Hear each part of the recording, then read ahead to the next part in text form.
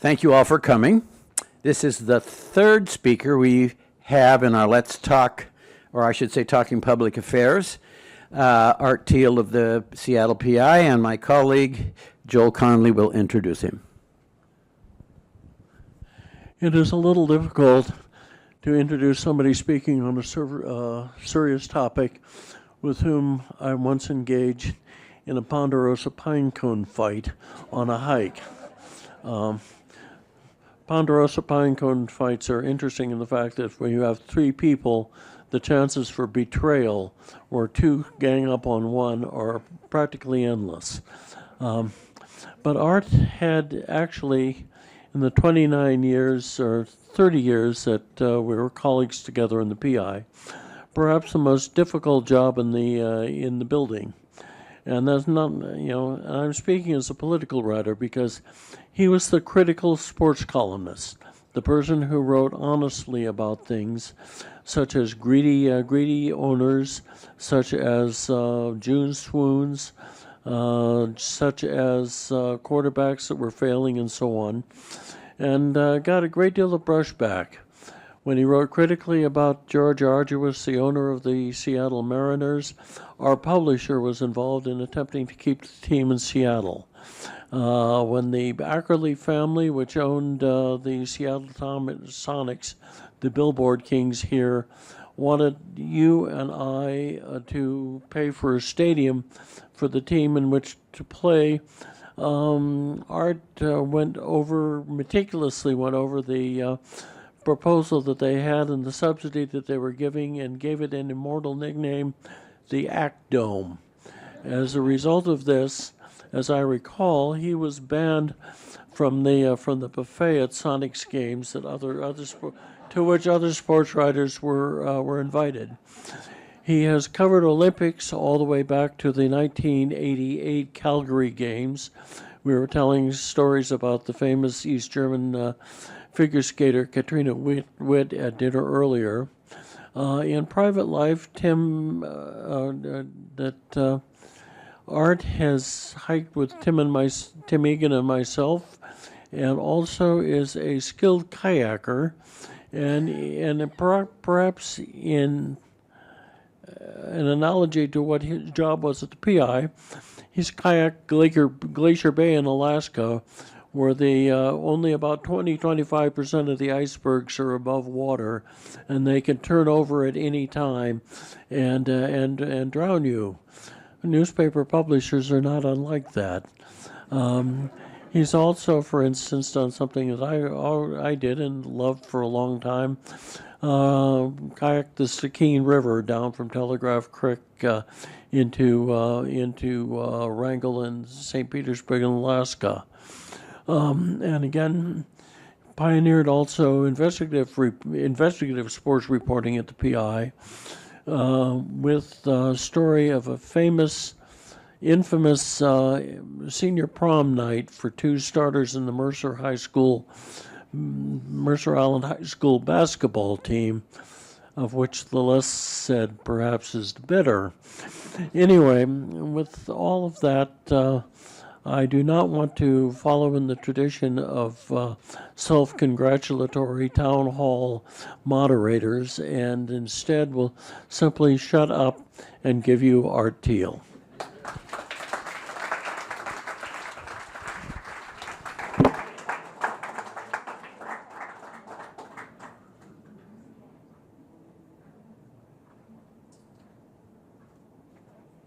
Well, thank you, Joel, I think.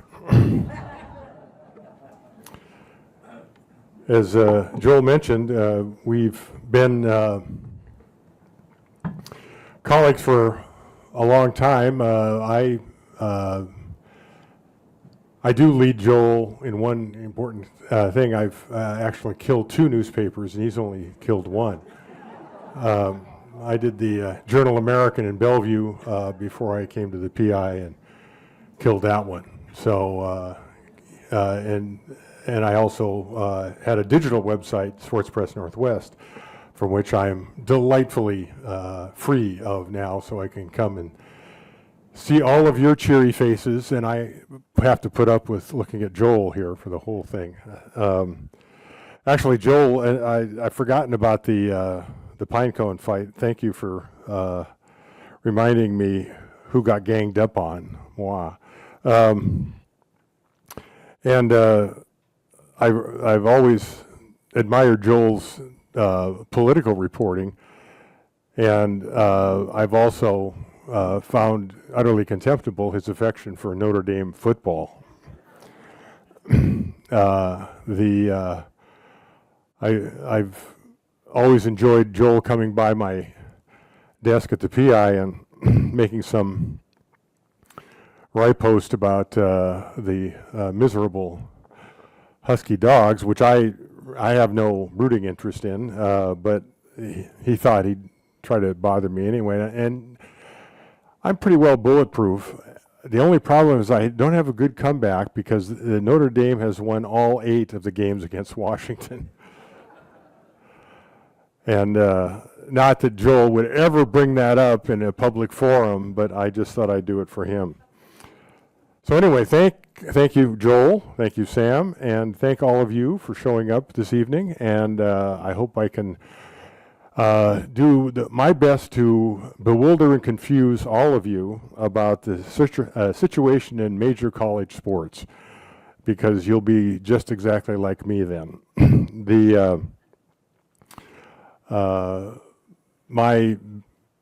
I get this question a lot. Why does college football need to go professional? And I can say, probably the surprising answer is because it was overdue. And I am going to try to outline why all of this is happening and how we got there. It's changing so fast that I was a little tardy getting up here tonight because I made one last look at the computer just to see if the world had changed in college sports in the last 5 minutes. So I wanted to start with a little bit of current events so that we can get into the past and explain how we wound up where we are now. And this Tuesday is a big day. In fact, some would say this is the biggest day coming up in major college sports history, at least from a business perspective. July 1st is when the NCAA will implement the consequences of a legal settlement that will change forever college football and really all the college sports. This is known as the settlement of 3 antitrust cases that athletes filed against the NCAA and their individual universities. And rather than do what's been happening for the last 15 years in college sports, and that is for the colleges to go to court and defend themselves, the NCAA said, we give up, we're changing the rules. There are going to be, on July 1st, the first time ever, that universities will be able to pay their athletes directly.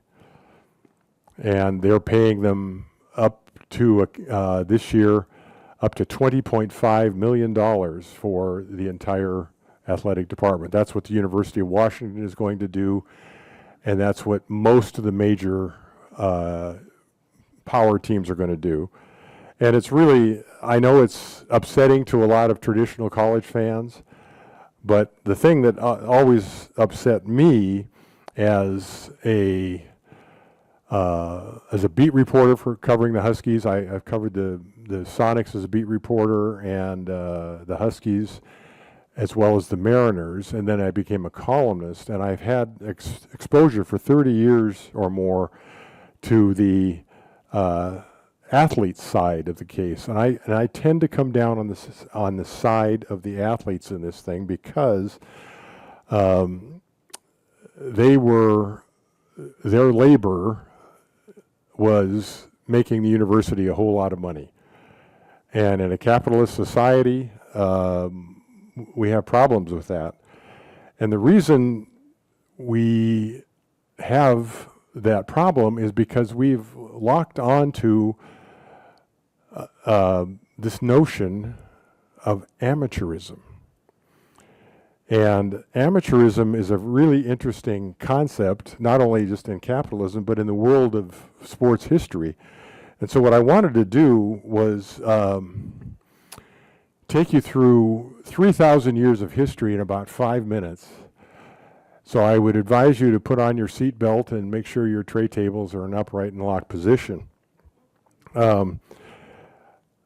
This background, I think, is important and relevant to understand how we're getting here. As some of you may know, the Greeks invented the notion of the Olympic Games, and that was back in, according to Aristotle, 776 BC. I'm assuming he was the first sports columnist at the time in Greece. And they lasted until 393 AD when I hope I've got this right, Joel. Theodosius I was the first Christian emperor of Rome, and he ended the notion of Olympics because he thought they were too pagan.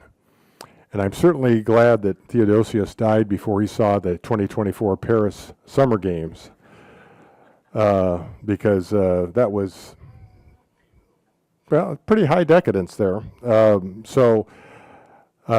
What happened in the Greek Olympics is that they began as competitions between city-states, simple events, and all that was awarded was the wreath, a symbol that has lasted through the ages. Didn't pay them for about the first 500 years.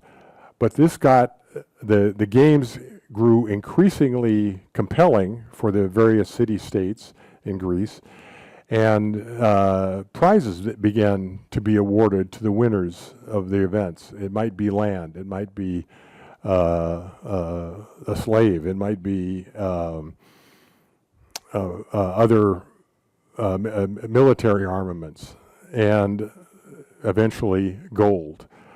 And so it was well established for several hundred years that winners of athletic contests were entitled to prizes or prize money or cash.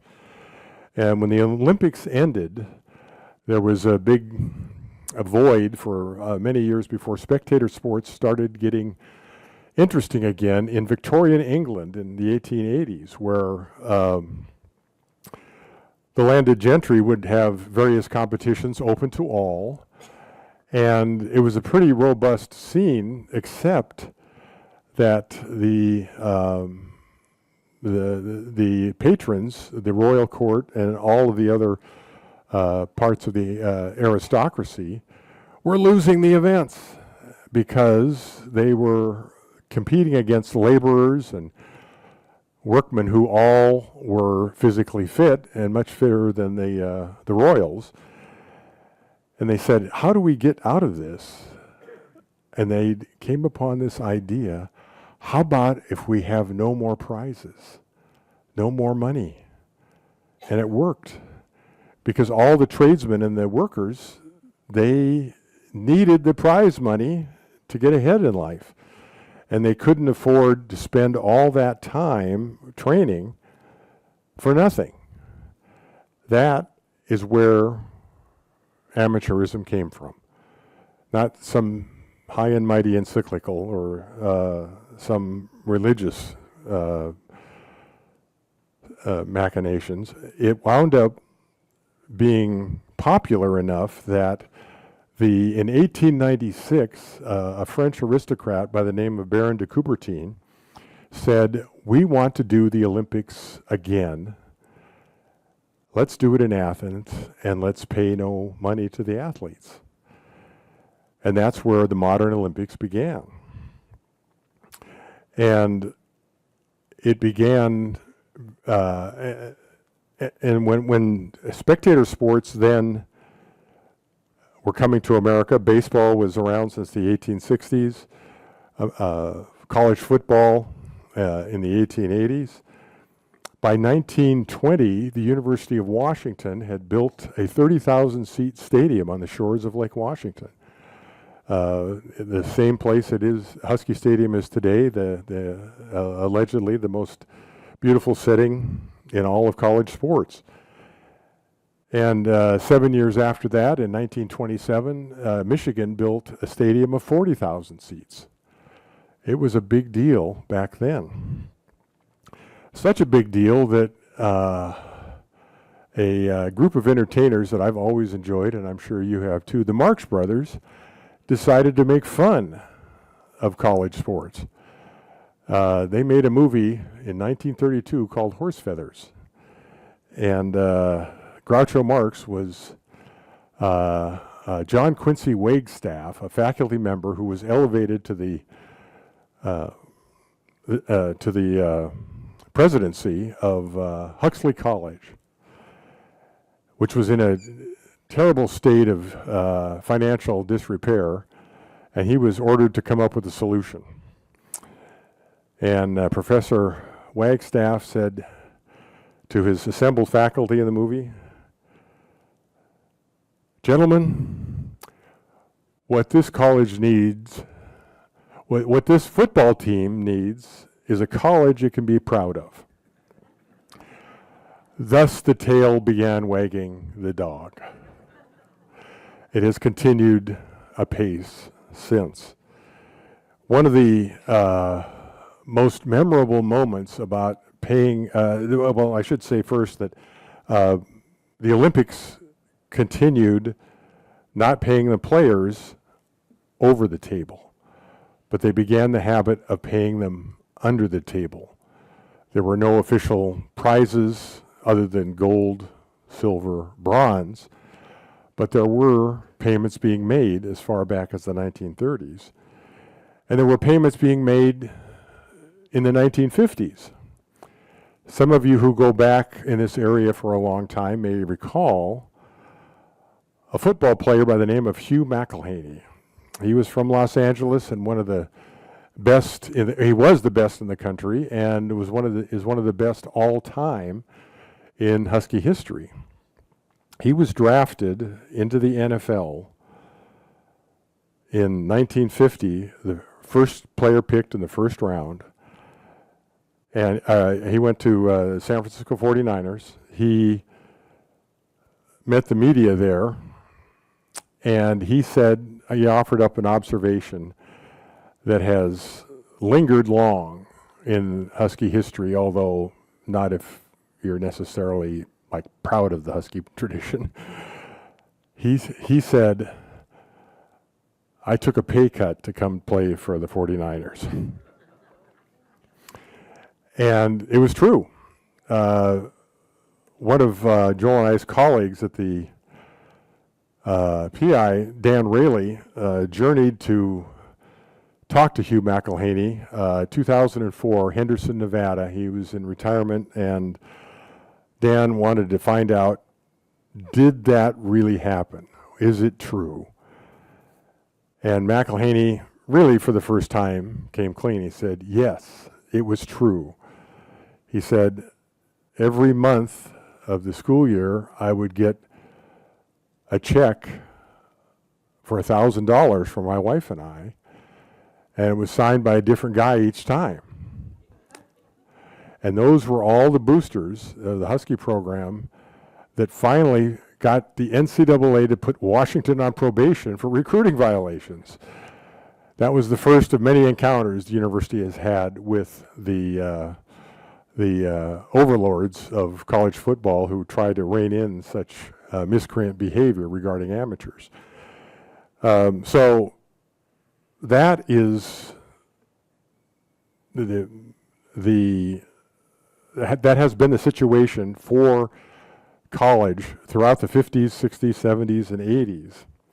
But then there came a pivot point in sports history in 1986 when the International Olympic Committee, who had been hassled for years about all the money going to the Russians and the East Germans and all the doping scandals and all of that, and the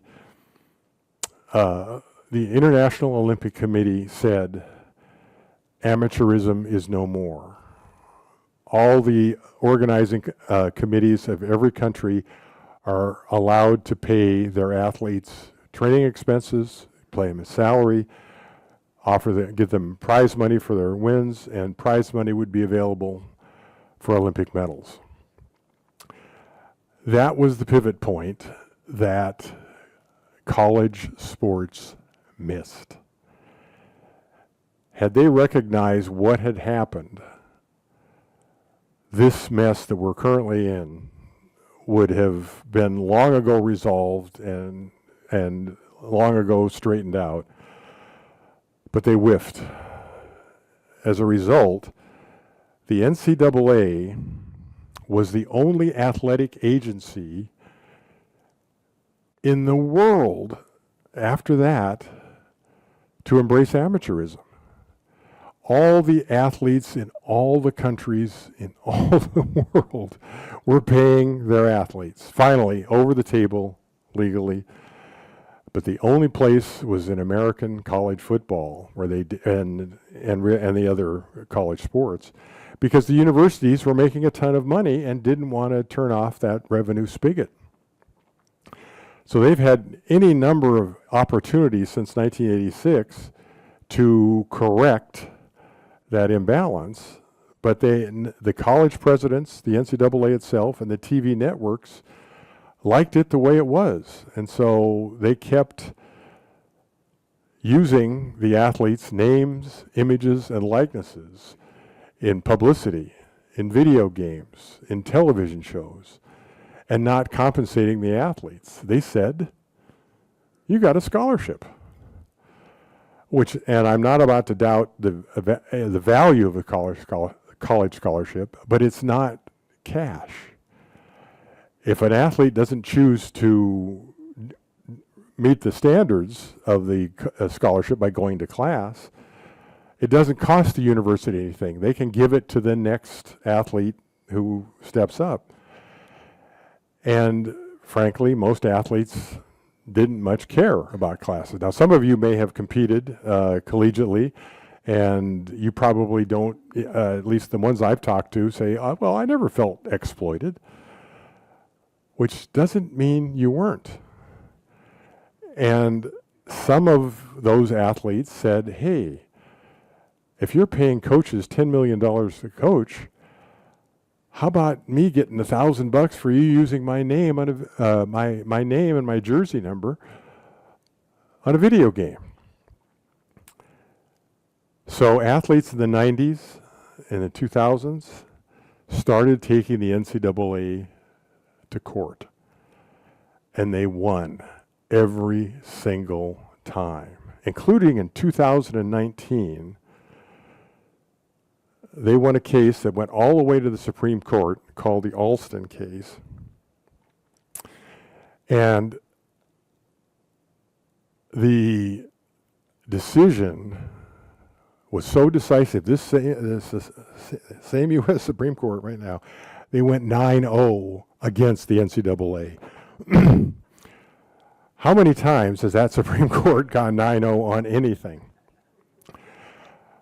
They've basically called the NCAA and the college athletic scene scurrilous and full of scoundrels, rogues, miscreants, brigands, lightweights, and drunkards. Maybe not exactly those words. The columnist prerogative there. And so that 9-0 decision really rocked the NCAA's world and brought us to today. But one of the things that happened was in 2021 they lost, they had 3 more lawsuits filed, all on Sherman antitrust grounds. And they knew from their own attorneys that they were doomed to lose these cases. So rather than go through each of those cases and get hammered again, they went into settlement talks with the NCAA's, with the athletes' attorneys, and reached a deal last month. And that settlement is about to be implemented Tuesday. And so I think, from my standpoint, what we're about to see is overdue, but it's still the NCAA, it's still college sports, and the chance to screw this up is really, really high. And one of the things that is probably more relevant to those of you who may have gone to the UW or other big school is the financial crisis that these schools are all facing, independent of athletics. All of these schools face multiple budget challenges right now that aren't linked to athletics, but it makes for fewer dollars available to fund athletics. So that is going to be what you're going to see starting July 1st, is a methodology that is fair to all the schools, fair to men athletes and women athletes, and can perhaps down the road actually cause the schools to make revenue again. I'm very skeptical. And a part of it is the explosion of size at the athletic department. And I wanted to share this. I just looked this up the other day, and I wanted to go over this because I knew the University of Washington athletic department was big. But here's how big. Under Pat Chun, the athletic director that they poached from Washington State University a year ago, they have 4 deputy athletic directors, 4 senior associate athletic directors, 10 associate athletic directors, 4 administrators, 16 in academic services. That's those people who are in charge of trying to encourage some of these athletes to say, that's the classroom building. Could you go once or twice? And there's 41 people employed in sports medicine. And just 2 programs in terms of their own numbers. The football program, of which many of you are familiar, has 65 coaching, training, or sports medicine people employed just for the football team. And you probably didn't know, Washington had a beach volleyball team, but they do, and they've got 5 coaches for it. So this is the enormity of college sports now. It's gotten bloated. And to bring it into some sort of reasonableness, they have created something called a College Sports Commission, which is about to try to do what the NCAA as a legal agency tried to do but could not, which is enforce its own rules. And that's the high drama of these coming weeks in college sports, is that the College Sports Commission is going to be the referee, the arbitrator, the entity that makes judgments on rules and enacts punishments.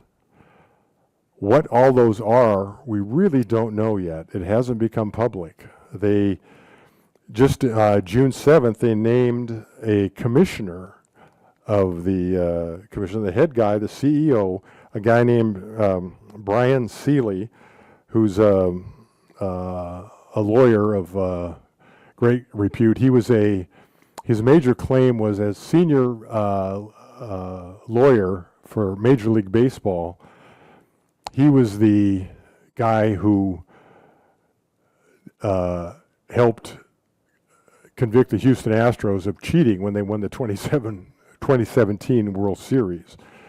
And so that was a major event in baseball history.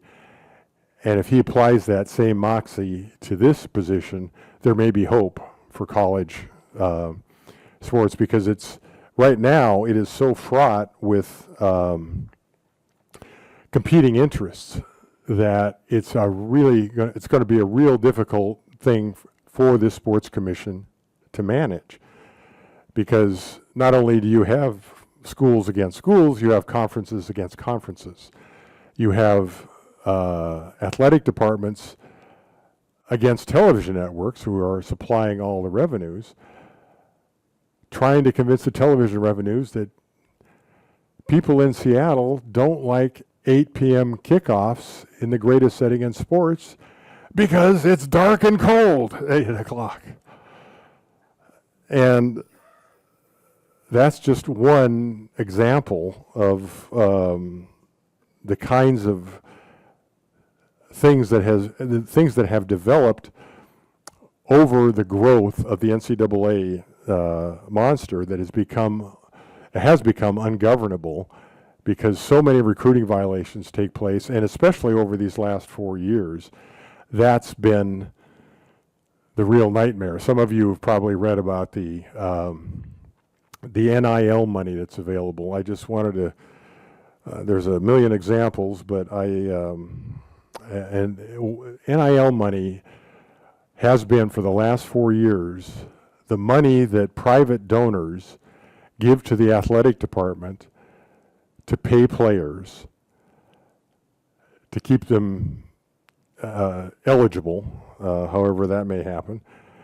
And it's gotten so big that, just in a basketball example that I just saw yesterday, with the NBA had its annual draft. You may remember, some of you are old enough to remember when the NBA was still in town and a big deal in Seattle. The previous NBA draft had 263 players who declared eligibility, and that's worldwide. All the European players who are so good now, Africa, China, as well as American colleges. This year it had 131 eligible in the draft, because the money was too good in college to go pro. The pool of players who that had been growing consistently large was drained of most college athletes because they were going to make more money in college. In this last year in college football, I have 3 quarterbacks here that I wanted to point out. Garson Beck was a quarterback for Georgia, and he moved to the University of Miami because they were paying $4 million to him for one season of college football. Darvin Mersch went from Tulane to Duke, and he got $8 million for 2 years. John Motter, the Washington State quarterback, the Cougars couldn't keep him. He's the guy that beat them in the Apple Cup. They couldn't keep him. He went to Oklahoma for $4 million. That was the going rate for quarterbacks in this last year in NCAA sports. So what these new rules are attempting to do was put some guardrails and rules on how athletes are compensated. And the way they're doing it is by ending the influence of the NIL donor money going randomly into pockets that they can barely keep track of, and funnel it through the university's athletic structure. That's why you have a lot of those administrators that I just listed off. They have to manage this whole new income strata for the athletes. And so I wanted to share this one anecdote, and I'd be happy to take your questions. I was been writing about this sort of thing for 30 years, and I've always felt that given the money that's available to the schools, that they were headed toward professionalization. And a lot of people said, well, you can't have that. Well, I've already explained why the amateur thing is a bit bogus. And there is plenty of money to afford this, but the urgency that some fan bases have is just off the charts. And I became aware of this through the offices of Senator Maria Cantwell. I had received a call from one of her aides, and because I had a chance to meet her at a Husky Rose Bowl, and we had a nice conversation, and so we were kind of professionally acquainted. And the aide said that Senator would like to talk to you, and she's got 15 minutes. Can you do it? And I said, sure. 2.5 hours later, she hung up. And the best story out of that was that when she was in 2021, she achieved a pinnacle in her legislative career. She became the chair of the Commerce Committee in Congress. That's the same same seat occupied by Warren Magnuson. And it's a very, very powerful seat. And I have no evidence of this other than her word, but I am certainly going to take it as the truth. She said, of all the things that the Commerce Department has governance over, she found out what was important. As she was sworn in to take the seat as Commerce Chair, the first person who came up to her was a senator from Mississippi who said, hey, Maria, congratulations on the job. You got to help me with this college football stuff. That's the first thing she hears as Commerce Chair. You got to help me with this football stuff. And this guy was serious. And she told me that story, and I just thought, who in this country, what business in this country, what industry in this country goes around seeking federal intervention? Nobody. Nobody does that, except the NCAA. That's how broken the system was.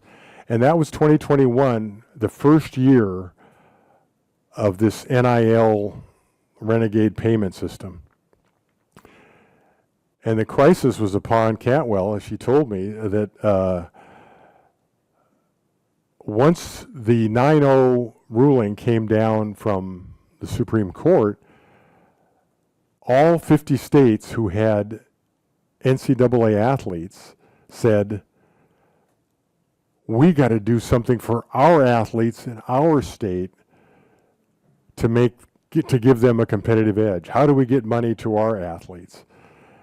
And so what Cantwell was trying to do was cobble together a piece of legislation that would govern all 50 states rather than having California do one thing and Washington do another and have a mishmash of rules governing the sports.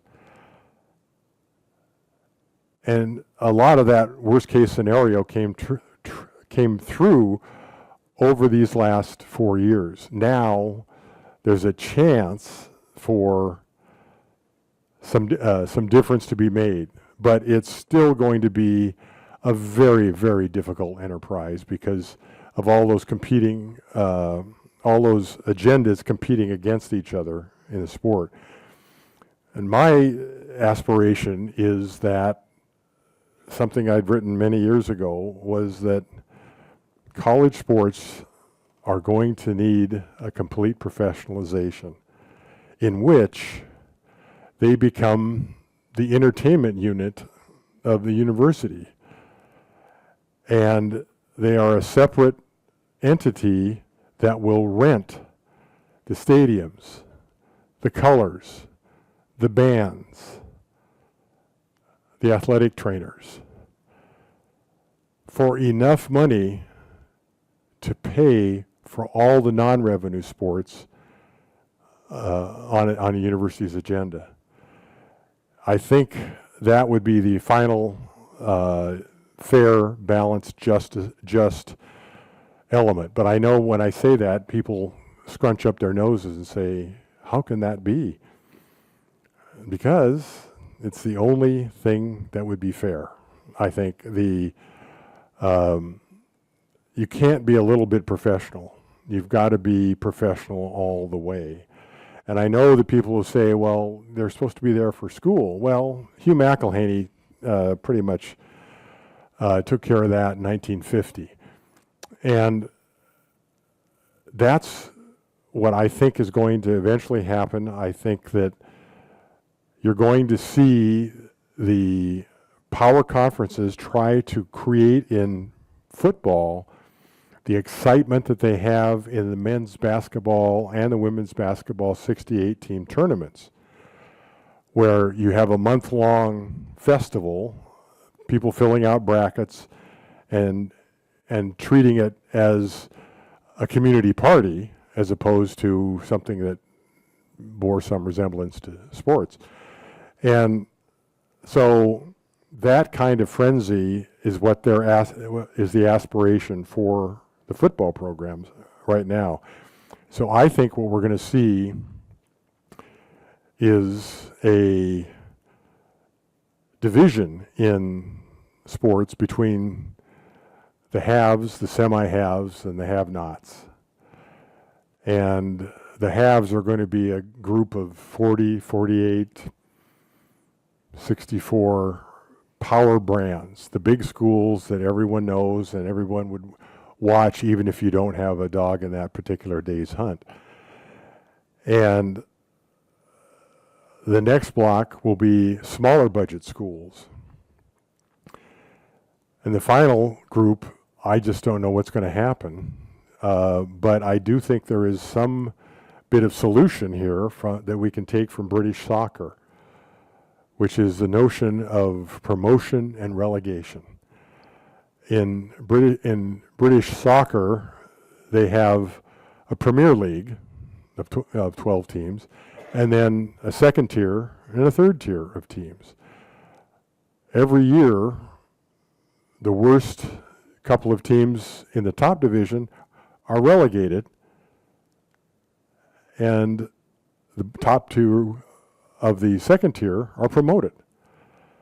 So, and if any of you have ever watched Ted Lasso, you'll kind of get the notion of that. And that, I think, is probably some shape or form of that. That's going to be the final.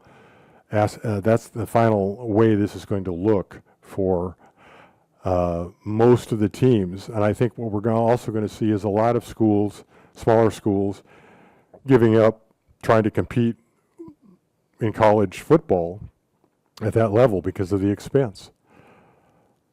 And the mystery element in all of this is going to be the entry into the college realm of private equity money. Private equity has been the solution and the disaster for a lot of things in this culture. I'm not going to go into that whole argument, but there's going to be a need for some big outside money, because I don't think TV revenues and I don't think donor revenues are going to be enough to carry the day. But that day starts Tuesday, and so I hope that I've gotten given you a little bit of notion about how this is going to go, and I want to take some time now, and Sam has got a microphone here, to take your questions, and if I've confused you, I've succeeded, because I'm confused myself. So please feel free. Oh, thank you.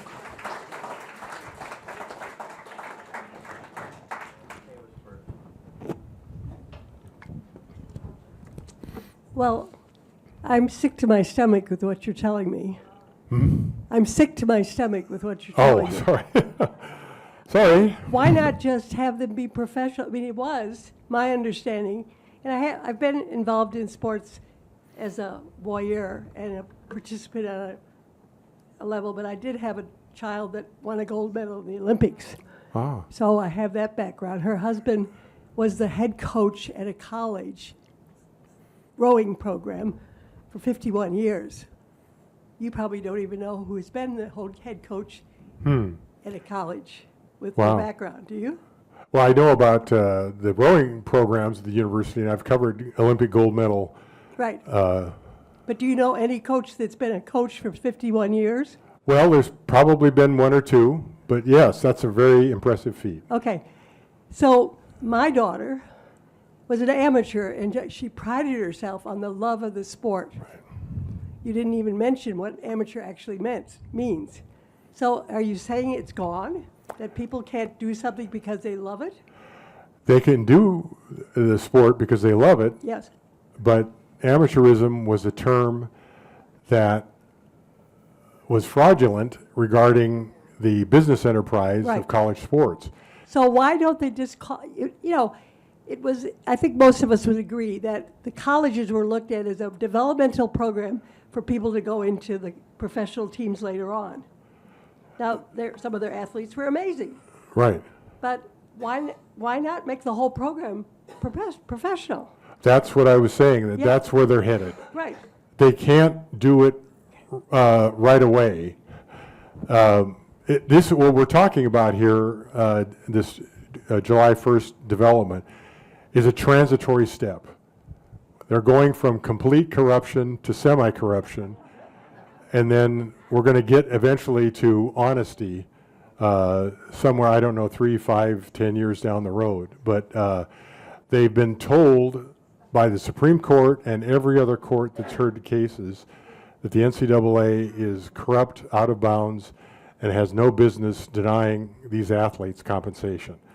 So it's a matter of trying to make this happen as quickly as possible, but nothing happens quickly when you're involved in federal law and their justification. So, I've read about the 20.5 million figure. Are there any regulations about how that gets divided up within universities? I mean, you Well, could that's what spend all of that on football and basketball pretty easily. Stay tuned, July 1st. But is that coming from this regulatory body? Yes, that is what he's referring to is this $20.5 million is what is the salary cap for this year for these athletes that are enrolled at the schools.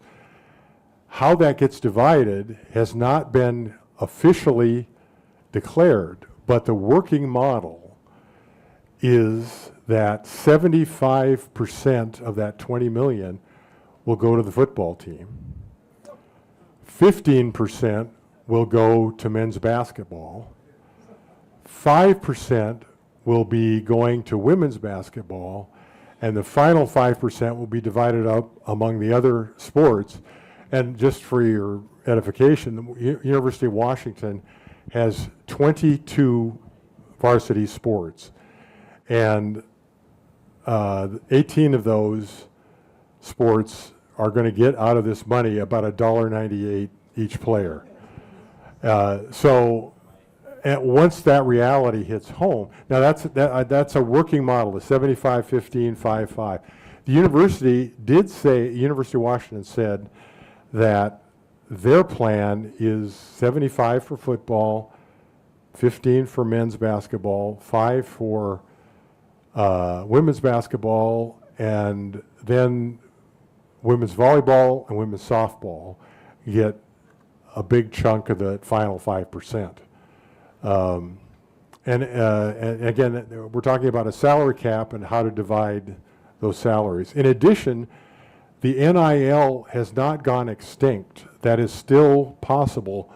For example, an NIL offering might be, rather than cash money, a real estate investor who owns an apartment building in near the U Village will give the volleyball team free rent. They can, have the whole thing. Or a car dealer out on Lake City Way will be able to give a free car to the baseball team. So that's all to be determined. They have, one of these groups, they have a 10-person team hired by the university, full salaries, to go out and look for those NIL deals coming July 1st. That's going to be their job. Art, could you explain how this marriage of higher education and professional sports came to be, and is it common around the world? Those of us who've had experience with foreign universities have discovered that they're great sports fans, but they're not connected with the universities in any way, or don't seem to be. Is this a peculiarly American phenomenon? Yes, and it is peculiar. That's a polite word. What most countries do, and this goes back many, many years, is have a national athletic governing body that opens academies. They seek talented young teenagers, maybe even 11 or 12, who have displayed some athletic ability, and they enroll them in academies that are designed to help them train in the direction of national class and world class athleticism, while giving them a course curriculum that meets common sense needs, like how to handle your money and how to navigate an airport, and very practical elements. I mean, math and some science and other things, but the academy notion is what every other country does. No other country conflates their university missions with an entertainment function. I remember once one of the NCAA presidents, he was the executive director of the NCAA, Walter Byers, said, the worst things that happen to a university in a public way are jocks and docks. Because the athletic department and the medical school or the hospital are the two places that have the largest public faces at the university. And the interaction between serving the public and being a research university and doing all the things that an academic enterprise is supposed to do, it doesn't work very well. It works to some degree, but universities in their jocks and docks always run afoul of law, of agency, of custom, of decency, and we are the only country in the world that does it this way, and now we're trying to catch that ball of string that keeps bouncing down the stairs, and it's always a little bit ahead. Maybe that ball of string is going to stop starting July 1st. We'll see. Oh. Do you foresee there being any sort of comeuppance with Title IX and all of this? Yes. And then so? In fact, the suit was filed last week. Thanks for mentioning that. A group of 8 athletes has claimed that this has a disproportionately negative impact on women's athletics. And it's going to be another one of those hair splits of legalese. And for those of you who don't know, the Title IX is a federal law passed in 1972 that granted women's athletes equal opportunity as men in athletic department in all state schools, and most of the private schools follow up. And that's worked for a long while because the University of Washington has been pretty good about they've been good about providing opportunities. What an opportunity means in athletics is a scholarship space on a team, you know, a seat in a boat, playing third base for the baseball team. And so the university has been in compliance with that federal regulation for a long time.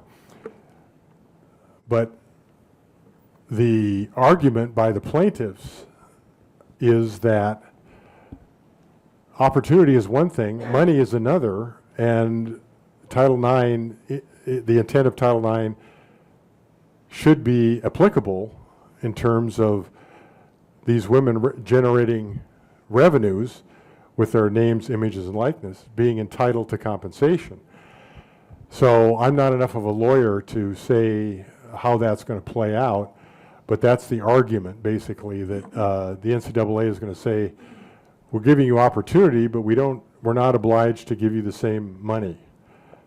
And that's not going to sit well with a whole lot of people, but that's the argument. Art, what would it have taken to keep the Sonics here? We're definitely open to other questions here. So you're paying for this, right? What it would have taken was Steve Ballmer to quit his day job. But he was running a little computer shop in Redmond, and it seemed kind of important for him to stay at his job. It would have needed Steve Ballmer or somebody like him to buy the Sonics from that inextricable crook, Howard Schultz, to give Seattle a reason to invest a little bit of money, but they eventually, the city of Seattle, got that sugar daddy for the renovation of the Coliseum into Climate Pledge Arena by the Oakview Group, who spent $1.2 billion to remodel the Key Arena into Climate Pledge. There had to have been a private sugar daddy to take on the building of the arena as well as the buying of the team. And Ballmer was a very likely guy because he loved basketball. Subsequent to that, Ballmer bought the Los Angeles Clippers, and just this fall opened a brand new arena in Los Angeles to house the Clippers, who are no longer rental mates in the Staples, what used to be called the Staples Center in Los Angeles with the Lakers. There needed to be a private enterprise stepping up to do that. The city, I was very upset with the city because Mayor Greg Nichols and the council, that also included at that time Bruce Harrell, our current mayor, decided that they needed to have the Oklahoma City people pay off the debt remaining from the previous remodel so that the city would not be obligated anymore to pay building debt on a building that would no longer house an NBA team. I thought the city was going to win that argument because it was a simple landlord-tenant dispute, and the defendant, Oklahoma City, didn't make a very good argument about the building not being in sufficient condition for them to continue. So private enterprise was always the answer, and it unfortunately got answered when Ballmer left and built the arena in LA. What about the transfer portal? Will there be any regulation at all of how many schools you can transfer? I think there's going to be some, the question was about the transfer portal, which if you haven't kept up, that's the mechanism by which players can switch from colleges, from one college to another, and now with no loss of playing time. And it's been around for a number of years, but it got acutely abused in this 4-year period here of renegade NIL. And it's still going to be there because the athletes should have more or less the same rights that a coach could have about, you know, and I know a lot of people say, well, why don't coaches stay for more than 2 years, you know? Well, the university has decided to play in the American capitalist commercial marketplace. And you can't limit those opportunities for, unless you sign an, a non-compete that you're not going to move or do anything to violate your contract. And maybe that's going to be part of a future answer, but they're not dealing with that right now. The biggest unknown, I think, in this current evolution is whether the players are going to be able to successfully argue that they are employees of the university, which would allow them then to organize a union and bargain collectively with the NCAA or the Sports Commission for benefits and salaries. So that is another unknown right now, is that the schools absolutely do not want to see unionized players, and the players say, well, this is our only chance because you keep, you know, snibbling on the corners with what you can do. I mean, the Title IX is going to collide with that notion that they're not being equal opportunity payers. And so I think that's going to be a real difficult thing to sort in the next few years.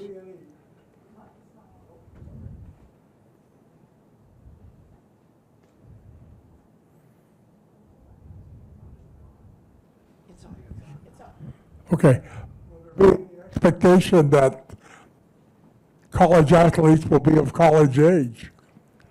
How long will that hold? What will redshirting even mean? Well, that's, I think that might be an open question. I haven't heard that discussed.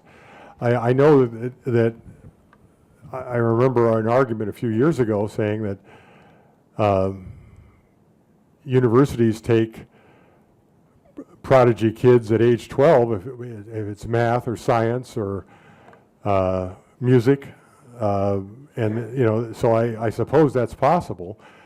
I think the athletics department would be reluctant to engage in that because that means you're going to scout the junior high schools.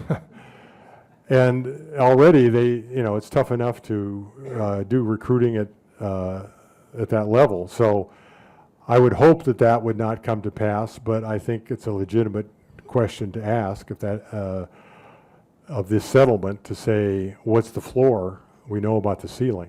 You know. Art, I have a question that is a baseball question. The baseball commissioner has opened the door for the committee that votes players into the Hall of Fame to consider Pete Rose. What is your view on that? Well, Pete Rose has got so many thorns on the rose that the thing that always got me was what he was, not so much the gambling, especially not given how much gambling goes on now, was lying about it, you know, and that part of he was being dishonest with the arbiters of the game in how much he did, and that was more annoying than the actual deed that he was banished for. So it's increasing. It looks increasingly silly to have banned him for a gambling thing when now big part of baseball's advertising revenue comes from gambling enterprises. Ever since the Supreme Court changed the rules in 2018 on gambling, the availability and the ease with which people gamble now is just astonishing, and that's one of the hidden things. And we've talked about all this structural things, but there's a really scary psychological thing going on with the kids in college now, is they become gambling addicts, because you can literally bet on every play, every pitch, every moment in a game on your phone with an account that you have with a betting house, and get rewarded or get blasted by the outcome of that pitch or that at-bat. So much so that one of the real psychological problems that athletic departments are facing right now is the amount of abuse their athletes take when they cost their dorm mate or frat mate a big win on a bet. There is all kinds of hectoring and abuse given to athletes now if their moment to decide an outcome or a point spread denies somebody a big payday. So that is a real deplorable outcome of this gambling thing, and I don't see any. There's no house settlement to accommodate that kind of I guess emotional and moral corruption there, when you're assaulting or you're threatening your fellow classmates for missing the jump shot that would have made him $500. So you've provided a very valuable and entertaining history of the realities of college sports over a period of many years, and you've made some projections about what's going to happen.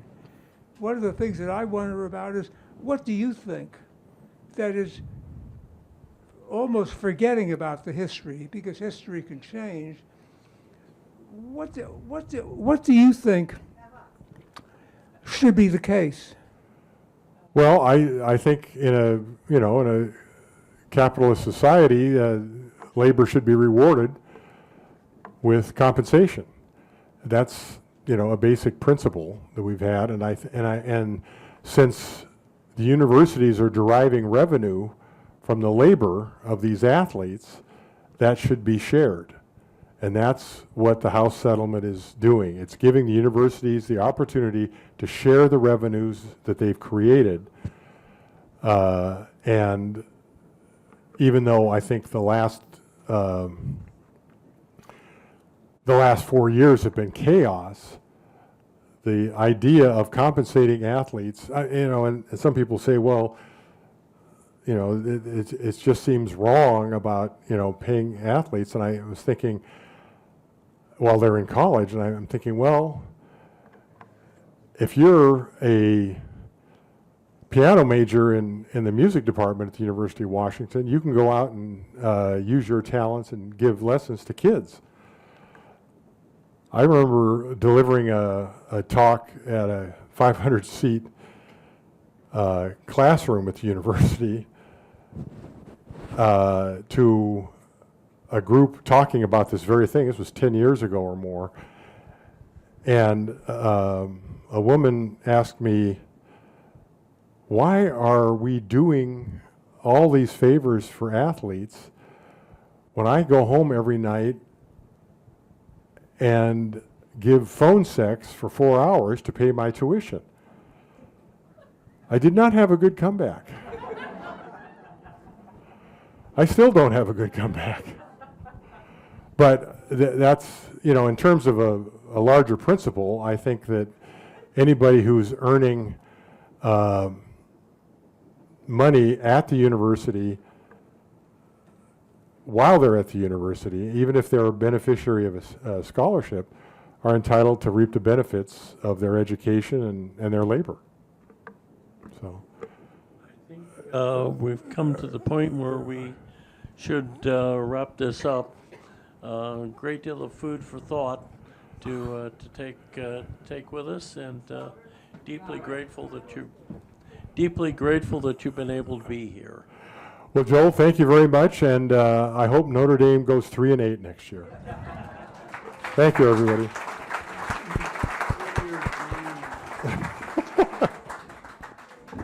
Thank you all for coming. Our next speaker will be toward the end of July.